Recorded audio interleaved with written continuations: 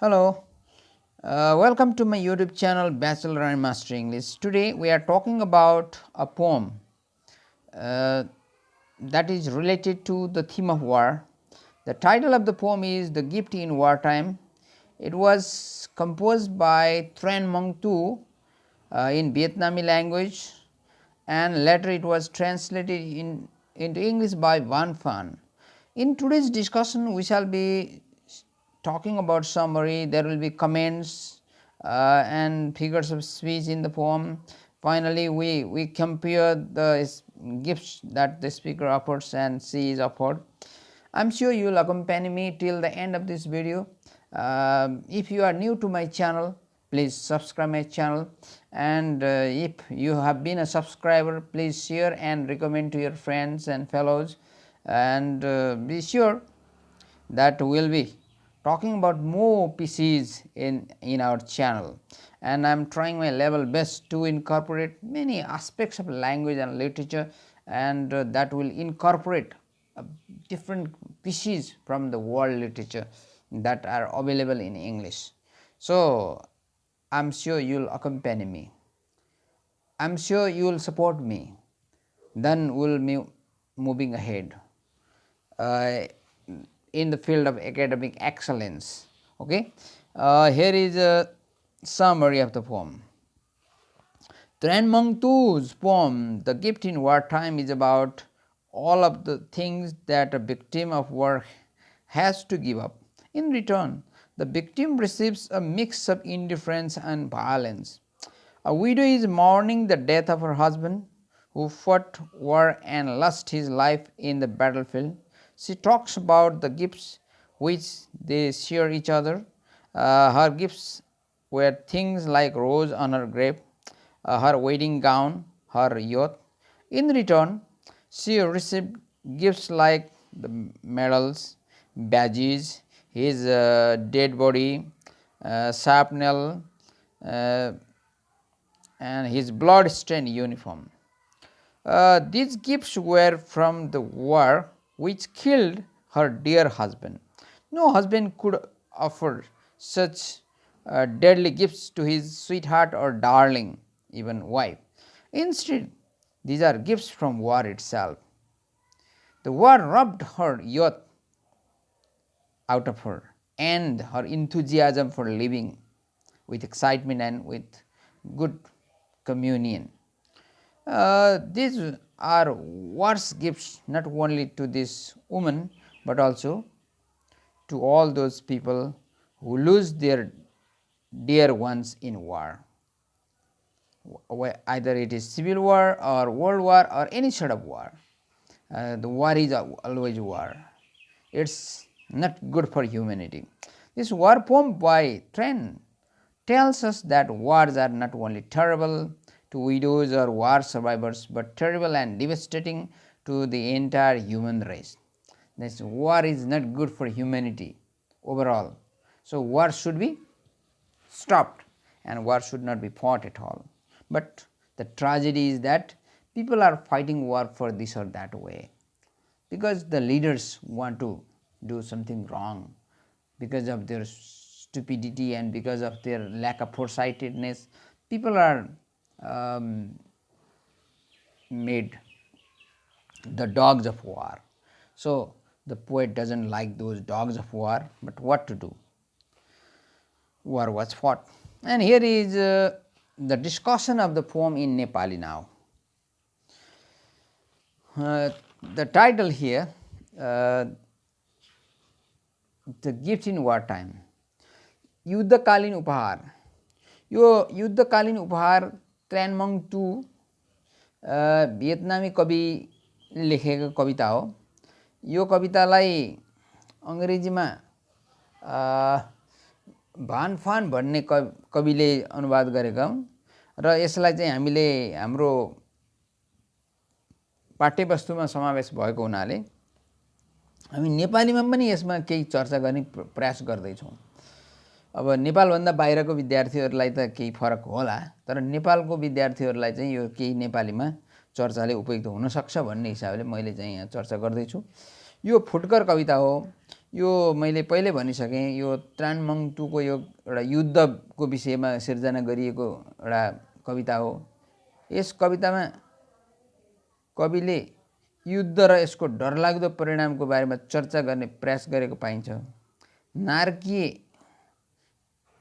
जीवन उनलाई मन पर्दैन, तर नाटकीय एकालापको शैलीमा रचना गरिएको यस कवितामा ट्रानले एक व्यक्तिलाई सम्बोधन गर्छिन् र उसको उत्तरको अपेक्षा गर्छिन्, परन्तु उनको श्रोता कहिले बोल्दैन किनकि ऊ त्यहाँ अनुपस्थित छ।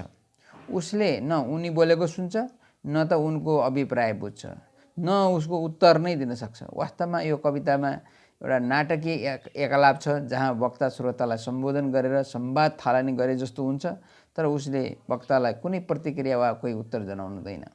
21 वर्ष लामो भियतनाम युद्धले केही जितेन र त्यो त लज्जास्पद अनुभव मात्र रह्यो। 20 लाख भियतनामी र 57,000 अमेरिकीले आफ्नो ज्यान गुमाएको त्यस युद्धले डरलाग्दो विभीषिका, क्षति, पीडा र नाश सहनु पर्यो। युद्धमा धेरै कुरा गुम्यो, त्यो यहाँ वर्णन गरिसाध्यै छैन। प्रत्यक्ष युद्धको अनुभव बाहिरी व्याख्या जस्तो हुँदो रहेनछ भन्ने कुरा यस कविता युद्धकालीन उपहार शीर्षकभित्र राखी कविले विनाशकारी र नरसंहारकारी युद्धको चर्चा गर्ने प्रयास गर्दा थाहा भएको छ। युद्धले दुवै शरीरलाई बेग्लै बनाए पनि पछि आफूहरूले भेट हुने आशामा यहाँको वक्ताले आफ्नो जीवन व्यतीत गर्ने हिम्मत बटुलेकी छन्। अब यहाँ के भन्छ भने यहाँको वक्ता म पात्रको रूपमा चाहिँ यहाँ प्रस्तुत भएको छ। ऊ एउटा स्त्री पात्र हो। उसले मृत्युलाई सम्बोधन गरेको छ, आफ्नो मनका भावना पोख्ने प्रयास गरेको छ र उसले नयाँ चिहानमा पुरिएको लासलाई रातो गुलाब र बिहेको दिनको विशेष वस्त्र त्यो चिहानको हरियो घाँस छोप्न टक्राएको हुन्छ। तिमी मलाई चाँदीका तारा जडित तकमाहरू दिन्छौ र प्रयोग नै नभएको त्यो चम्किलो पहेँलो दर्जानी चिन्ह दिन्छौ। म तिमीलाई आफू प्रेममा लिप्त हुँदाका दिनहरू टक्राउँछु। मेरो वैँस गयो जब तिनीहरूले मलाई खराब समाचार सुनाए। मलाई भावुक बनाउने तिमी त्यो रगत वास्य गन्ध आउने फौजी पोसाक, तिम्रो रगत र तिम्रो शत्रुको रगत दिन्छौ। म तिमीलाई ग्रीष्मका गर्मी दिनहरूमा मेरा नयनमा लाग्ने बादल र शिरीषमा मेरो वैँशालु उमेरका बीच चिसो जाडो टक्राउँछु। तिमी मुस्कान सहितका चिसा ओठ र कोमल भावना नबोकेका कठोर पाखुराहरू जुन मलाई अँगालो हाल्नको लागि चाहिँ दिन्छौ। दृष्टिहीन आँखाहरू र तिम्रो त्यो लास दिन्छौ मलाई। हार्दिकतापूर्वक म तिमीसँग क्षमा माग्छु। म क्षमा माग्छु। अनि यो अन्तिम अनुच्छेदमा अथवा अन्तिम श्लोकमा भने हो, म क्षमा माग्छु किनकि म अर्को जुनीमा तिमीलाई भेट्ने कसम खान्छु कि यो छर्रा जुन बमको छर्रा छ म सम्झनाको चिनोको रूपमा लिन्छु। त्यसले हामी एक अर्काबीच चिनाजानी गराउनेछ। अब आखिरमा एउटा प्रतिबद्धता छ कि उनले चाहिँ अहिले हाम्रो जुन जीवन, वैवाहिक जीवन, दाम्पत्य जीवन जुन रूपमा जानुपर्ने थियो त्यो रूपमा जान पाएन किनकि तिमी युद्धमा मर्यौ र तिमी मरिसकेपछि म एक्लैले कसरी चाहिँ साझो जीवन जिउन सक्छु। तिम्रो अनुपस्थितिमा मेरो कसरी सुखी जीवन हुन सक्छ। म कसरी खुसी हुन सक्छु। कहिले पनि म तिमी बिना, जहिले पनि म तिमी बिना अपुरो छु र तिमीसँगको पूर्णताको लागि म अर्को जुनीमा तिमीसँग आउने छु। यो एउटा बमको छर्राको एउटा चाहिँ चिनो मसँग रहनेछ, त्यो लिएर आउनेछु अनि सायद तिमीले पनि यो देखेर मलाई चिन्नेछौ अनि त्यसपछि तिमी र म त्यसपछिका दाम्पत्य जीवन सुखी रूपमा बिताउनेछौ। अब यो कवितामा यसरी यहाँ म पात्रले, अब कवि नै हुनसक्छ म पात्र होइन, तर म पात्र यहाँ बोलिरहेछ र चाहिँ जो तिमी भनेर बोलिरहेछ, जसलाई सम्बोधन गरिएछ त्यो चाहिँ यहाँ सुन्नेवाला श्रोताको रूपमा जति भनिए पनि अथवा जसलाई सम्बोधित पात्र भने पनि ऊ यहाँ छैन। त्यो यु अथवा तिमी अथवा तपाईँ जे हुनसक्छ त्यो पात्र यहाँ अनुपस्थित छ र यहाँ चाहिँ यो नाटकीय एकालाप यहाँ वक्ताले बोलिरहन्छ अनि श्रोता छ भन्ने ठानेर उसले सुनिरहन्छ, तर हामी नै त्यसको श्रोता हो र हामी नै यसको चाहिँ पाठक हो, हामी नै यसको एउटा चाहिँ विभिन्न चर्चा परिचर्चा गर्ने मान्छेहरू हो। अनि यहाँ जुन युद्ध र त्यसले दिएका जुन उपहारहरू, युद्धका उपहार त के हुन्छन् त, भोलि मृत्यु अनि विभीषिका, डर, त्रास, भय र अल्पायु अनि परिवारमा अशान्ति, त्यही नै हो युद्ध भनेको। युद्धले के खुसी ल्याएको छ? केही स्वार्थी नेताहरूको लागि केही खुसी ल्यायो होला, तर वास्तवमा युद्धले कहीँ पनि कसैलाई पनि खुसी ल्याएको हुँदैन। युद्ध भनेको जहिले पनि डरलाग्दो, भयानक र मानवता विरोधी कुरा हो। त्यसो भएर युद्धमा पाएका तकमाहरू, चाँदीका ताराजडी दर्जानी चिन्हहरू र रगत लतपतिएका सैन्य पोसाक, मुस्कान गुमेका ओठहरू, मायालुको न्यानोपन र कोमलता हराएका अँगालोहरू, दृश्य गुमेका आँखाहरू, मृत शरीर, आफ्नो लागि काम नलाग्ने भएपछि बमको छर्रा पछि दर्जनी पछि दुईजनाको मिलनको लागि चिनो हुने भएकोले महत्त्वपूर्ण ठानेकै छन् यहाँ वक्ताले। आफूले गुलाब, बिहेको गाउन, भरभराउँदो बैंस, आँसु भरिएका नयन, ग्रीष्म ऋतुका आँसु भरिएका नयन, चिसा हिउँदहरू, जीवनको उर्वर र मौसम, जुन जीवनको उर्वर मौसम अथवा वसन्त ऋतु दिएको अब उनले मृत्युले त्यस्तो कुरा दिँदाखेरि कसरी चाहिँ उनीहरूको बिचमा उपहार एक हुन सक्छ? आखिर मृत्युले राम्रो चिज दिन्छ र? मृत्युले त त्यही अन्धकार, त्यही विसङ्गति, त्यही वितृष्णा, त्यही अशान्ति र मानवता विरोधी सबै चिजहरू दिन्छ। त्यसो भएर कविले मृत्युलाई तिमी भनेर सम्बोधन गरेकी छन्। उनले मृत्युलाई धेरै राम्रा कुराहरू टक्राउँदै अर्को जुनीमा सँगै बस्ने र सुखी जीवन जिउने साथी बन्न प्रण गरेकी छन्। तर मृत्युले यो कुरा सुन्ने कुरै भएन। आखिर मृत्युले त जे चिज पनि चाँडै नै लैजान खोज्छ, तर यहाँ उनी मृत्युसँग अहिले जान तयार चाहिँ छैनन् है। That's what I want to discuss within this Nepali language here. Now let's go with the comments. In the poem, The Gift in Wartime, Tran addresses an absent person. For example, as she says, I offer you roses. I offer you roses. The person to whom she is speaking is not present and can neither hear nor understand what he is saying. Thus, The Gift in Wartime grasps the futility of war, employing the visual imagery of roses, clouds, and the body of a corpse. She also uses such figurative language as irony, apostrophe, anaphora, and metaphor to make her point clear. The speaker's attitude toward war is one of sadness and bitter irony here in the poem. The theme of Thus, The Gift in Wartime is to mourn the sadness and futility of lives lost in war. In the poem, the speaker, who has to face the death of her beloved in a war, speaks directly to him, contrasting what she has to offer him, her lost youth and her lost dream, to what he has to offer her, his death, his grave, his medals, and his sharpnel. It is a war poem written in the context of a conflict between communist regime of North Vietnam and southern allies, which began in 1954 and ended in 1975. That 21 years more, that duration of war. So civil war here. It is a lyrical poem presented in the form of dramatic monologue. The speaker of this poem is a heartbroken wife whose dear husband has lost his life in the battlefield. She is addressing her dead husband, who would neither listen nor speak to her.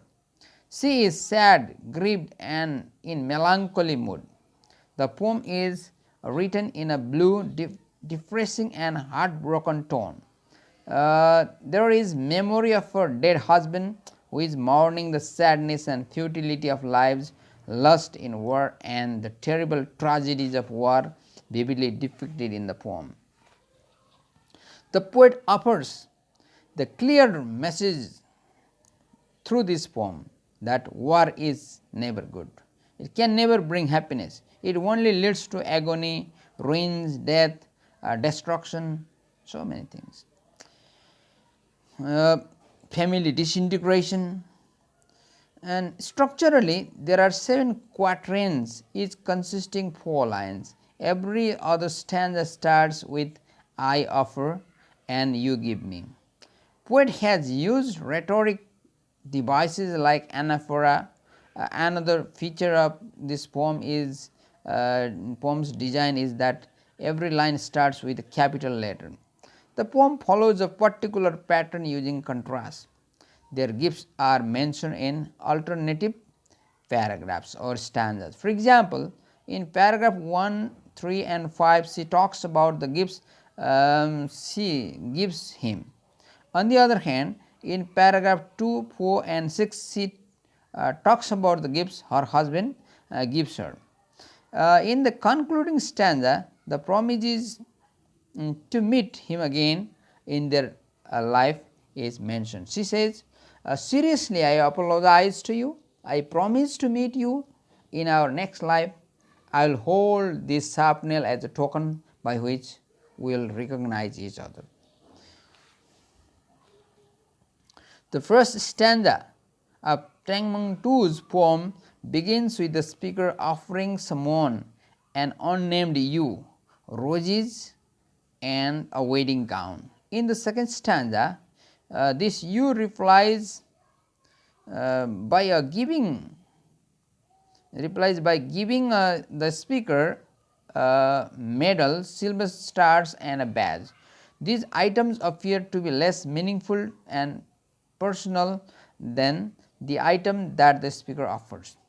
This pattern where the speaker gives away much more than the ewe continues throughout the poem. In the third stanza, the speaker offers their youth. In return, the ewe gives them the smell of blood. Indeed, as the poem unfolds, it appears as if the speaker is offering become more abstract, while the offerings of the ewe become more violent and indifferent. In the fifth stanza, the speaker gives the ewe clouds and a sacrifice. They sacrifice their pleasant springtime for the harshness of cold winters, yet the ewe remains unmoved by these offerings. The ewe gives, the speaker lips with no smile and arms without tenderness. In the final stanza, the violence of the ewe is further clarified when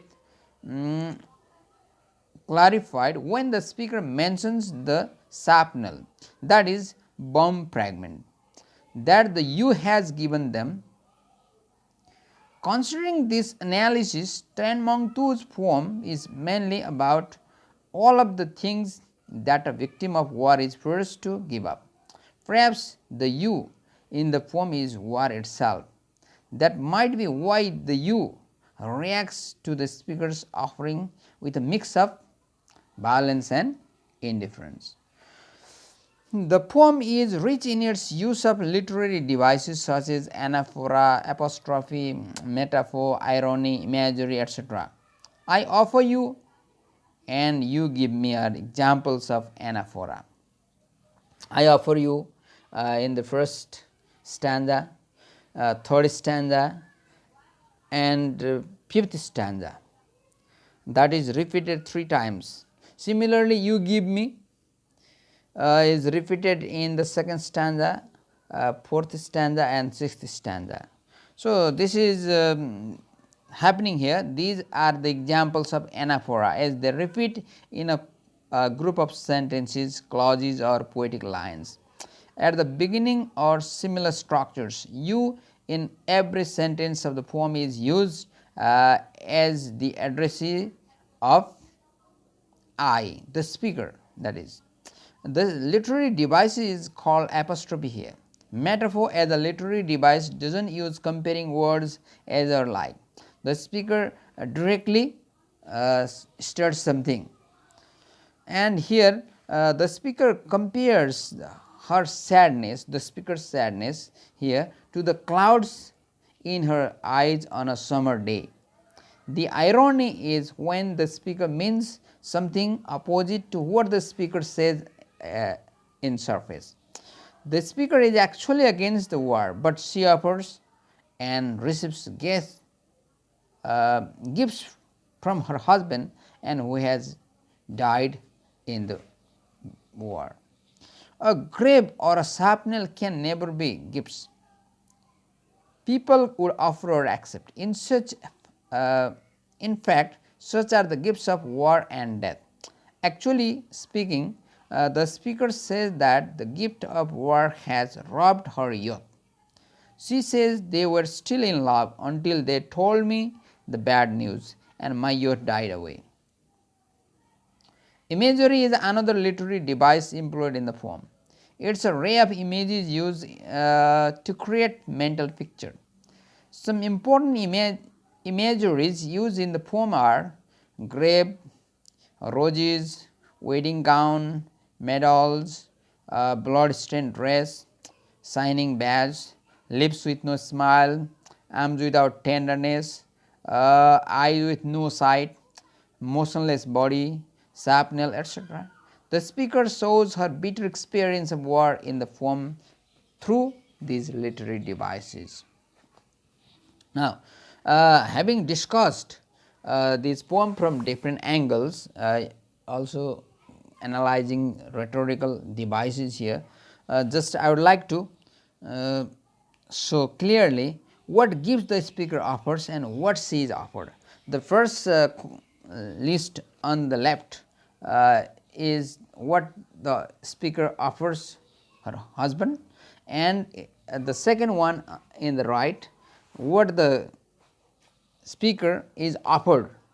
Okay, here rose, wedding gown, youth, romantic period, and the prime time of her life, clouds of her summer eyes, cold winters amid her springtime of life, commitment. All these are what the speaker offers. And what she is offered?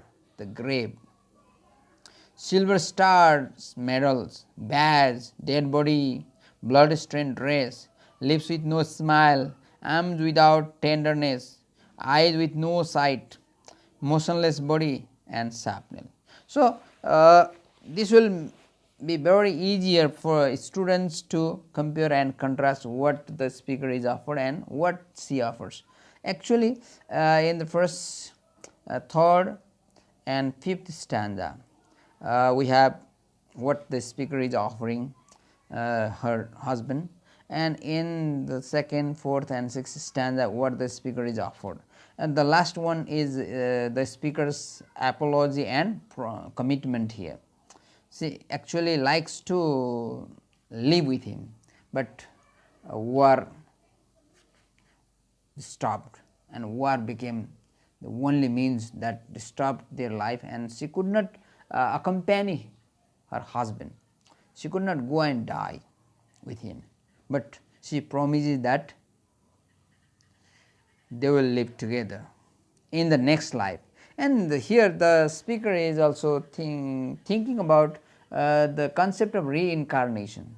There is afterlife concept, next life concept means human being does not have the end here, and the afterlife is just theological concept, and we can have a lot of interpretation regarding this afterlife or next life. Anyway, this speaker thinks that, or the poet thinks that there is a next life after this life.